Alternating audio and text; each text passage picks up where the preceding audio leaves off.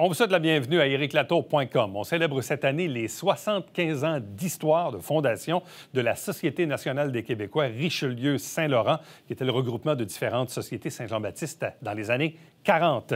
Mais d'abord, parlons de Patrick Mona, le prix Révélation à la soirée Essar pour ses créations éphémères urbaines.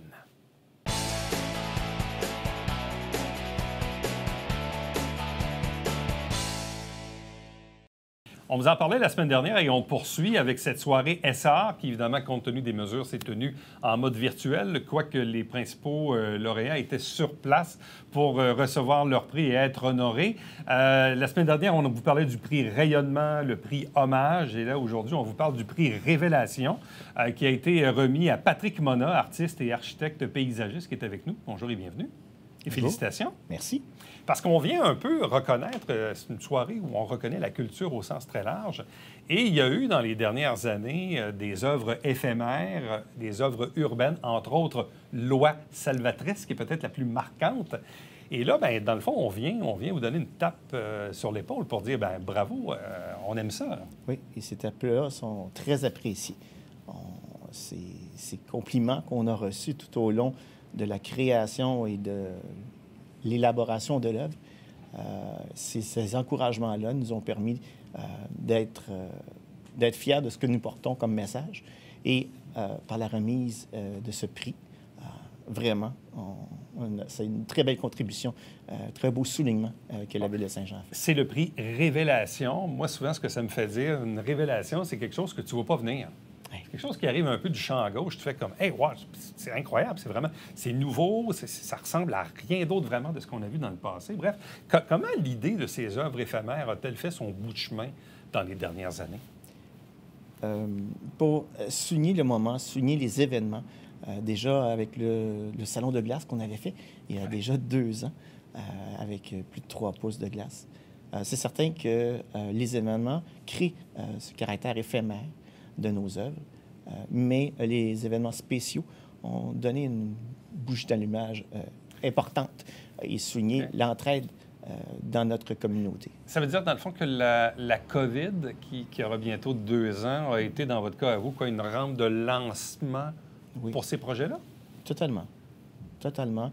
Le groupe était déjà présent. On avait déjà travaillé avec les fêtes du 350e. On était présent, on était une cellule dormante, si on peut appeler ainsi, pour mettre les choses vraiment très dans une perspective. Et vraiment, on a fait un bon bout de chemin depuis ce temps, depuis les fêtes du 350e, grâce à Diane Tremblay, Joanne Fréchette, Pascal Charland. C'est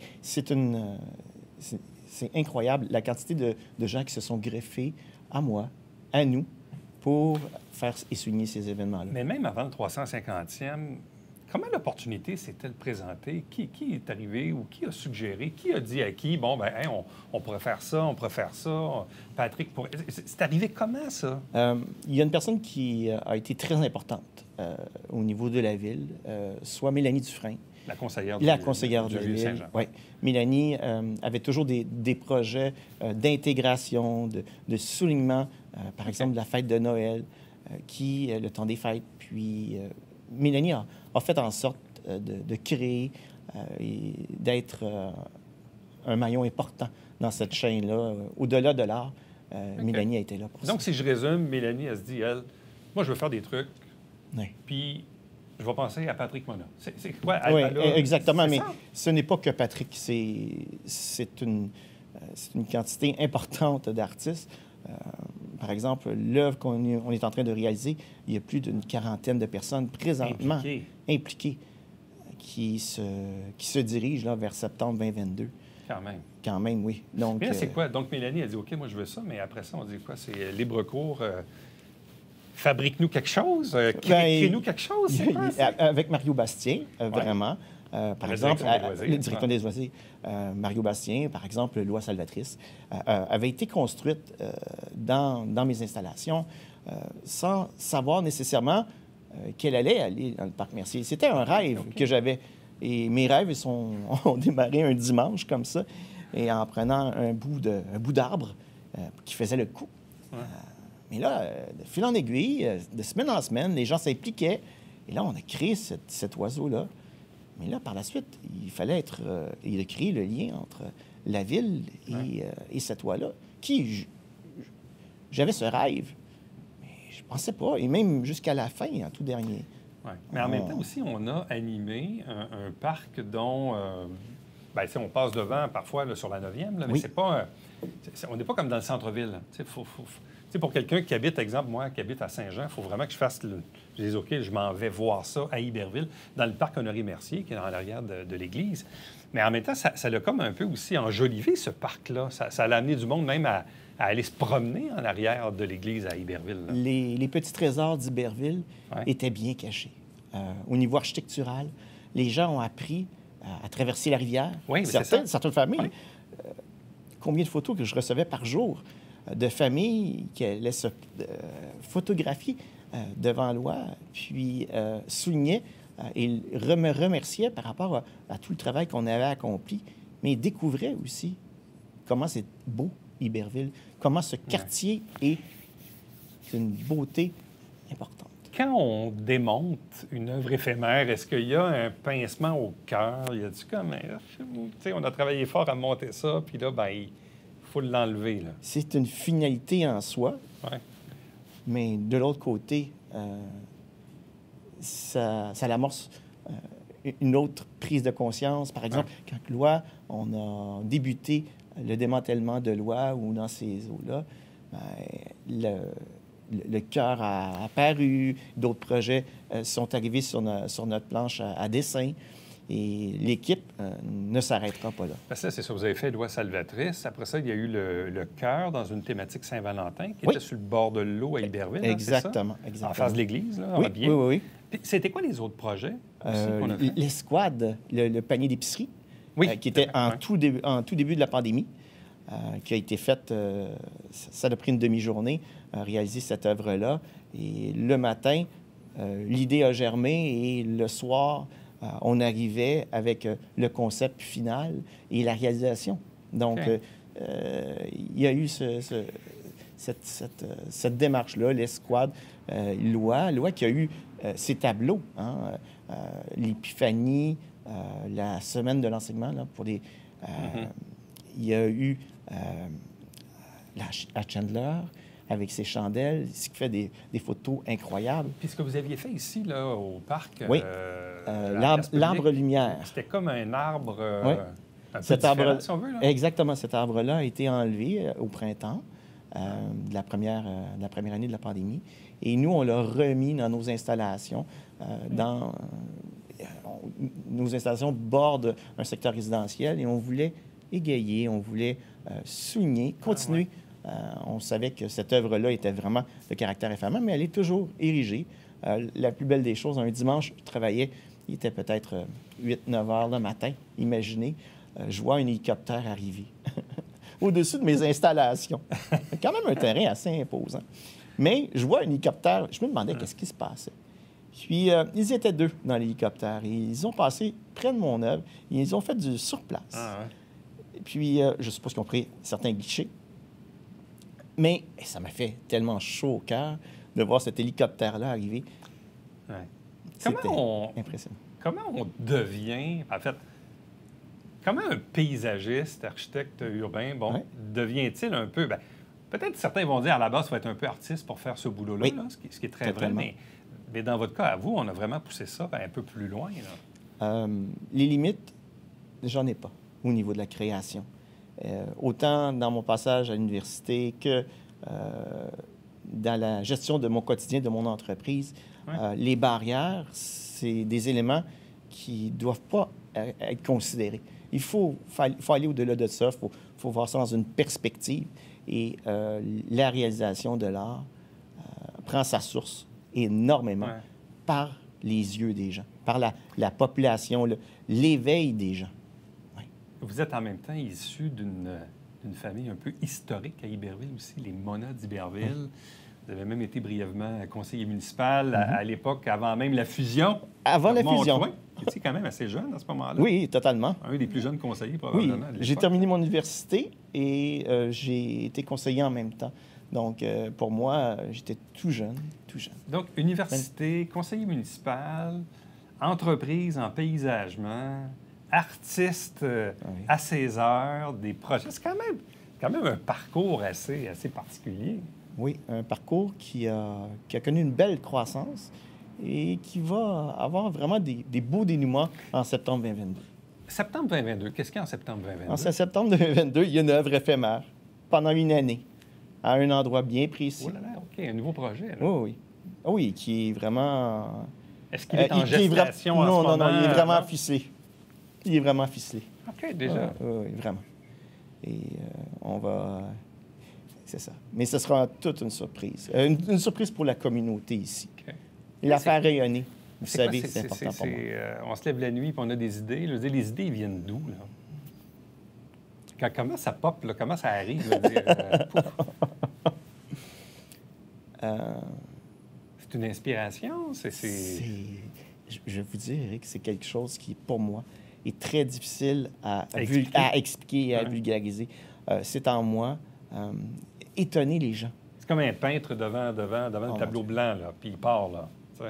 C'est en moi. C'est intrinsèque à moi. Et pour cela, mais l'équipe, et puis je reviens à l'idée, c'est que l'équipe contribue énormément à l'essor de ces œuvres-là. C'est parce qu'on vous suit un peu dans votre folie, c'est ça l'affaire. Donc, les gens qui vous accompagnent, ils aiment ça, puis ils en redemandent, puis ils vous accompagnent là-dedans, parce qu'effectivement, vous n'êtes pas seul. En même temps, vous êtes un peu la bougie d'allumage de tout ça. Hein? Oui. Et la responsabilisation de l'œuvre, pour le mener à terme, là, lorsqu'on s'en va complètement à droite, et il faut revenir dans un certain centre, comme avec l'œuvre d'Antoine, où la démarche artistique a été faite avec lui. Et ça a été de toute beauté, la réalisation. Alors, bravo encore une fois pour avoir remporté le prix Révélation à la dernière soirée Essar qui honore la culture à Saint-Jean-sur-Richelieu. C'est un prix d'ailleurs qui est associé d'une bourse de 1 000 $ offerte par le Fonds Claude Raymond. Donc, bravo encore une fois. Bonne chance pour la suite. Puis on est bien curieux de voir cette prochaine œuvre éphémère, septembre 2022. Hein? Exactement, de septembre de cette année. Super. Merci, M. Latour. Restez avec nous. On vous revient après ceci.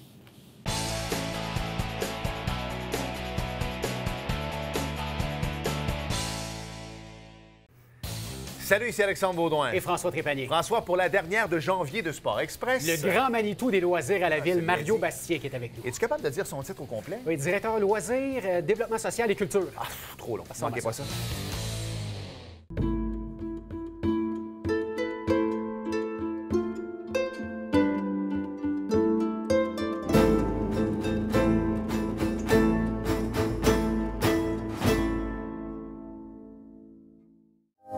Mesdames et messieurs, bonjour et bienvenue à La Justice entre nous. Mon nom est Serge Levert.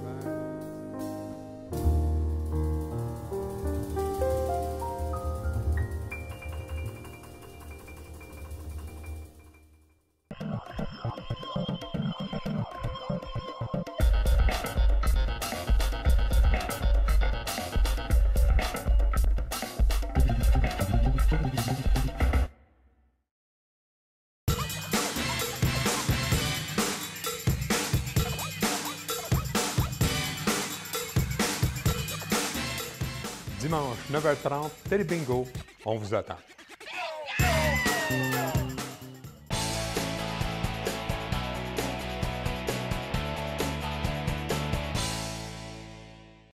La Société nationale des Québécois Richelieu-Saint-Laurent célèbre cette année son 75e anniversaire. Deux invités pour en parler. D'abord, son président, Christian Haché. Bonjour. Bonjour. Et sa directrice générale, Nathalie Laberge. Bonjour et bienvenue. Bonjour. Bon, 75 ans, est-ce que c'est le cumul de vos âges? Pas vraiment, on fait plus Non. que ça. Non. Vous faites plus que ça à deux. Ah ben là, je suis déçu. Mais je vais à la blague, parce qu'en même temps, on a vu dans les dernières semaines la nouvelle que le drapeau du Québec, lui, a 74 ans, mais la SNQ localement a 75. Donc, la SNQ a pris naissance avant même le drapeau québécois. Qu'est-ce qu'on sait de l'historique de fondation de la SNQ Richelieu-Saint-Laurent? Christian? Bien, écoute, ça fait 75 ans que tu avais des sociétés, des Saint-Jean-Baptiste, OK, qui étaient Saint-Jean, Saint-Paul et Saint-Luc, qui se sont rassemblés ensemble pour faire le Saint-Jean-Baptiste Richelieu-Saint-Laurent, de Saint-Jean, dans le fond, et qui est devenu, en 1979, Richelieu-Saint-Laurent pour la SNQ, Société nationale des Québécois, tout simplement. Est-ce qu'on a beaucoup d'archives sur les premières années, la fondation, la fusion des Saint-Jean-Baptiste? Bref, qu'est-ce qu'on sait là-dessus? Oui, en fait, on a beaucoup d'archives sur on appelle ça des sections locales, toutes les sociétés Saint-Jean-Baptiste. Au départ, quand on a mis sur pied la SNQ de la région, c'est parce qu'il y avait 23 sociétés Saint-Jean-Baptiste, puis on souhaitait se concerter, avoir vraiment un regroupement, une fédération. Donc, c'est comme ça qu'est venue l'idée de la Société nationale des Québécois Richelieu-Saint-Laurent. Donc, ce que je retrouve beaucoup dans nos archives, ce sont les activités, les actions de toutes ces sociétés-là, surtout, qu'on a. Donc, oui, c'est à taux variable, parce que c'est sûr qu'il y a beaucoup, dans le fond, en 1946, quand on a décidé de faire une fédération, comme je dis, il y avait 23 sections locales. Malheureusement, dans les années 80-90, tout ça a tombé. Et il y a beaucoup de sociétés où on n'a pas d'archives non plus. Parce qu'il y avait des sociétés de partout, là, au centre de la Montérégie, là, quand on parle de Napierville, Henryville, jusqu'à Longueuil, Saint-Hubert. Mais en même temps, quand on remonte dans l'historique, c'était beaucoup associé aussi au diocèse. Oui. Il y avait un petit côté catho, là. Il y avait un petit côté catholique aussi à tout ça, dans l'univers des sociétés Saint-Jean-Baptiste de l'époque. Là. Mais les Saint-Jean-Baptiste, c'était catholique, il ne faut pas se le cacher. Chaque société était rattachée à un diocèse, comme tu dis. Mais écoute, c'était vraiment catholique. Et d'ailleurs, si tu regardes, que ce soit pour les fêtes nationales, ces choses-là, à Saint-Jean, entre autres, la fête nationale a toujours été rattachée à la messe de la Saint-Jean. Oui, mais même encore aujourd'hui, il y a la messe de la Saint-Jean. Exact. Qui est particulière, qui n'est pas comme les autres messes. Puis tout à fait. Ouais. Donc, à l'époque, c'était ce qu'on dit, donc inspiré des valeurs chrétiennes, mais en même temps, en regard de la préservation de la nation québécoise. C'est un peu ça aussi? Oui, parce que, dans le fond, la première mission parlait beaucoup d'éducation, de richesse. On voulait que les Canadiens français s'enrichissent, s'éduquent, ce qu'on voit moins dans notre mission d'aujourd'hui. Donc, oui, il y avait un fond catholique, mais il y avait une vision aussi moderne quand même, là, de vouloir améliorer la société. On reprend des termes canadien-français, Saint-Jean-Baptiste. Même encore aujourd'hui, quand on était jeune, on ne parlait pas de la fête nationale, on parlait de la Saint-Jean, de la Saint-Jean-Baptiste, qui est devenue avec le temps, de façon plus officielle, la fête nationale des Québécois. Mais bref, on voit quand même qu'il y a eu une transformation au fil du temps entre les Société Saint-Jean-Baptiste, les Sociétés nationales des Québécois qu'on connaît aujourd'hui. Mais la mission première demeure toujours quoi? La survie de la nation québécoise? La survie, de défendre l'identité québécoise. Mais pas juste la défendre, mais aussi la promouvoir, faire en sorte que les gens soient fiers. C'est une question de fierté, la nation québécoise. Ça, il ne faut pas se le cacher. Et quand tu parles tantôt du catholicisme, il ne faut pas oublier qu'en 1979, on a changé de nom pour la Société nationale des Québécois, justement pour s'enlever le carcan catholique en tant que tel. Ouais. Il y a toujours un restant qui est là, puis ça va toujours rester. La tradition québécoise, le côté catholique fait partie de notre tradition. Il ne faut pas se le cacher. Mais même si je ne me trompe pas, mais moi, il y a une trentaine d'années, quand j'ai commencé dans le métier, évidemment, la figure dominante de la SNQ, c'était M. Larochelle. Exact. André Larochelle. Je pensais qu'il était quasiment éternel, ce monsieur-là.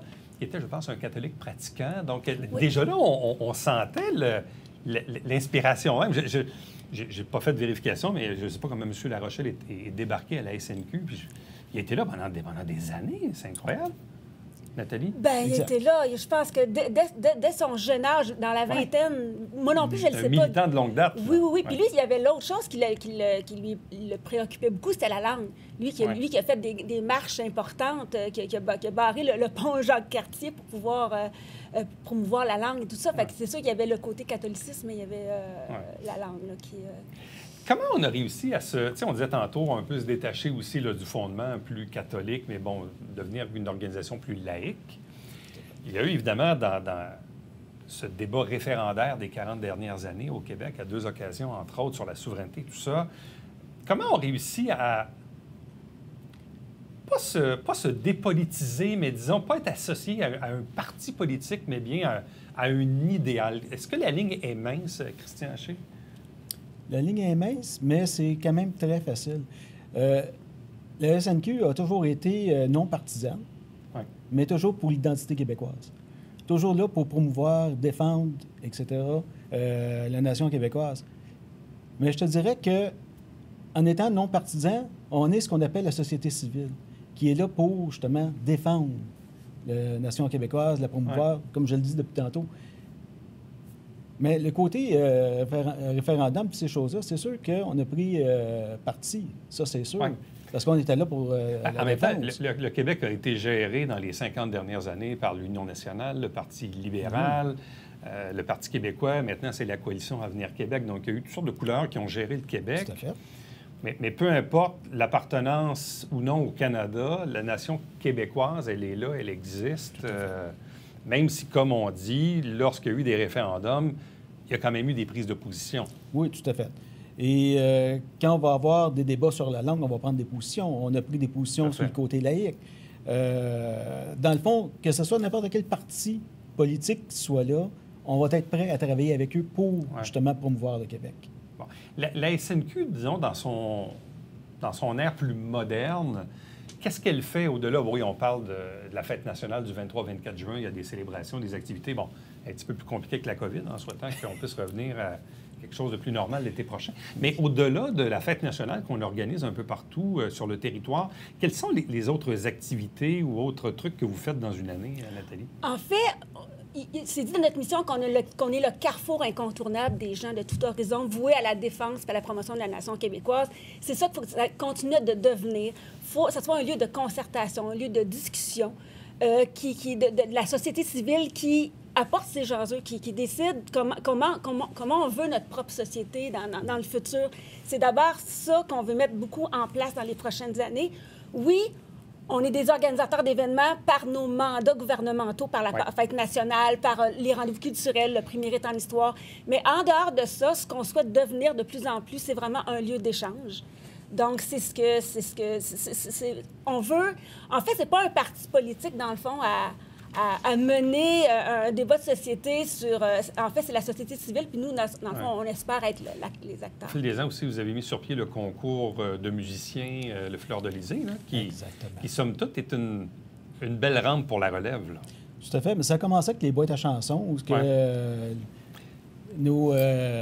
dire nos anciennes façons de parler, mais ceux qui étaient là avant nous ont fait la promotion. Nous, on est embarqués avec la Fleur d'Elysée pour justement promouvoir et surtout faire un bassin de jeunes musiciens, jeunes groupes, qui vont pouvoir faire des premières parties des fêtes nationales, que ce soit à Saint-Jean, à Longueuil, Saint-Hubert ou autre.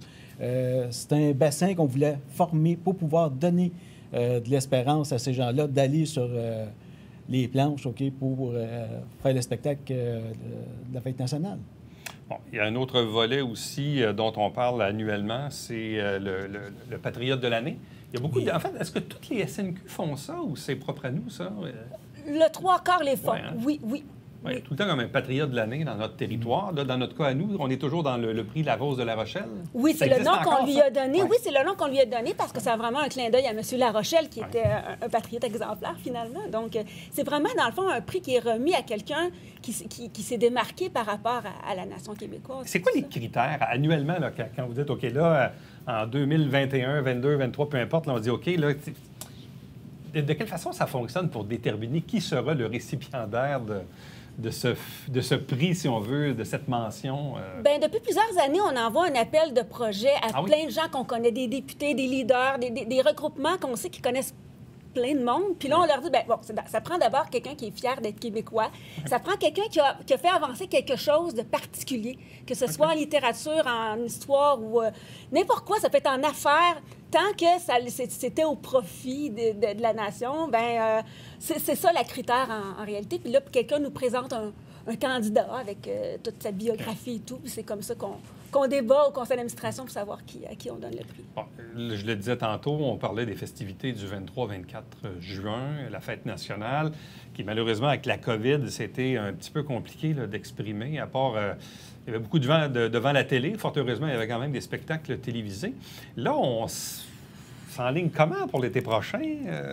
Avez-vous une petite idée de ce que vous voulez faire? Est-ce que vous allez pouvoir le faire? Je ne le sais pas, mais qu'est-ce que vous voulez faire? Bon, on est en train d'organiser pour que ce soit une fête normale. OK. Vous êtes là-dedans. Là. Par contre, on a des plans B et des plans C. Oui, vous faites Mais puis l'option virtuelle est de plus en plus tassée parce que les jeunes, on le sent plus. Donc, je vous dirais qu'aujourd'hui, notre artiste est réservé. Je vous dirais pas qui. Puis c'est comme ça dans toutes les villes de la région, pas mal. Tout le monde redevient... un peu comme le Festival de Montgolfière qui planche sur un vrai festival cette année. Donc, on sent que les gens sont tannés. Ils ont le goût de revenir à des activités un peu plus normales l'été prochain en souhaitant que les mesures soient levées, évidemment. En même temps, la pandémie a permis de se re-questionner et probablement que les fêtes nationales vont changer dans leur forme, dans leur offre par rapport à la programmation. D'après moi, il y a des petites choses qui vont être encore mieux, plus en phase de ce qu'on vit. Et ça, c'est pas mauvais aussi, ce qui s'en vient. Donc, 75 ans, donc on célèbre cette année pour la Société nationale des Québécois Richelieu-Saint-Laurent. Donc, à vous deux, merci beaucoup. Bonne chance pour la suite. Et puis, on va tous se souhaiter effectivement d'avoir une fête nationale peut-être un peu plus normale l'été prochain. Merci. Oui, exact. Merci beaucoup. Merci. Restez avec nous. On revient après ceci.